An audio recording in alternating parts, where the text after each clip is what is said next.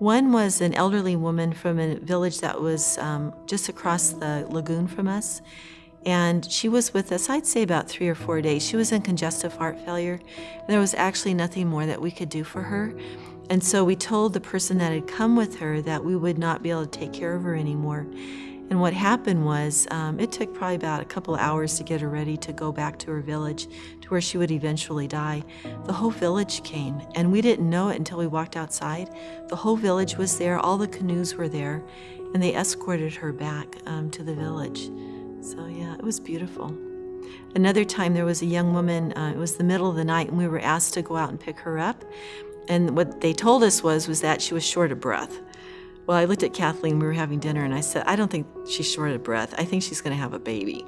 So by the time we got out to the village, which was hidden in the bush, and there was no moon this night, we had to trek probably about 15 minutes into the bush to find her. She was lying in a pool of blood. And by the time we got her back to the health center, she was unconscious. And it turned out that her placenta was coming away from the wall of the uterus. And so I started a couple of IVs on her, and actually I thought she would die during the night. And it became so intense that I said to Kathleen, you stay with her. I'm just going to go outside and just say a few prayers.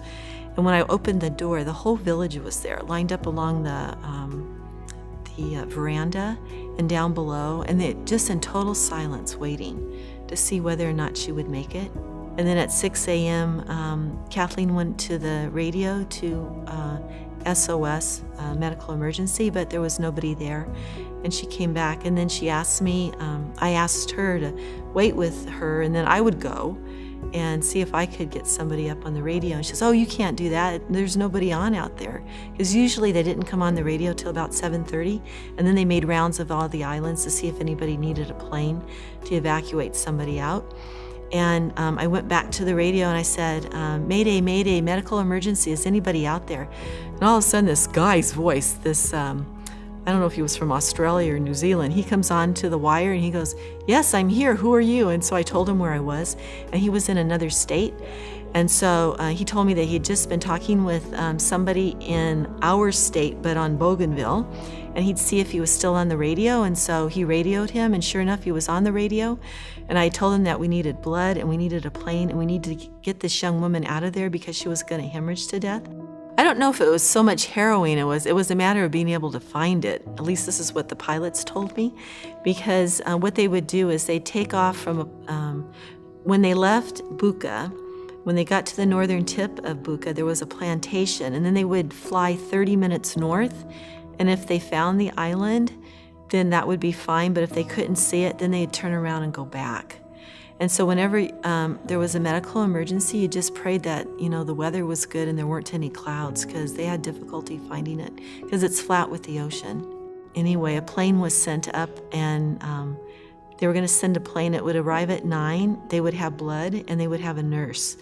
And what was so extraordinary about this is that they had stopped sending blood out to the outer islands because there were a lot of problems with mismatching of blood. And it was very rare that they sent a nurse out from the hospital.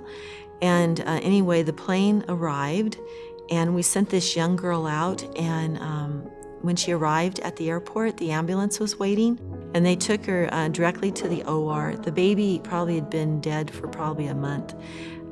But they saved her, and she received 13 units of blood, 4 units of pack cells, 2 units of platelets, and she came back to be able to tell her story, of which she has no memory of. And because of that because we were able to save that mother, the village that she came from, they never came to the maternal child clinics. They then began to come to the maternal child clinics and then bring the sick and also bring the pregnant women to us.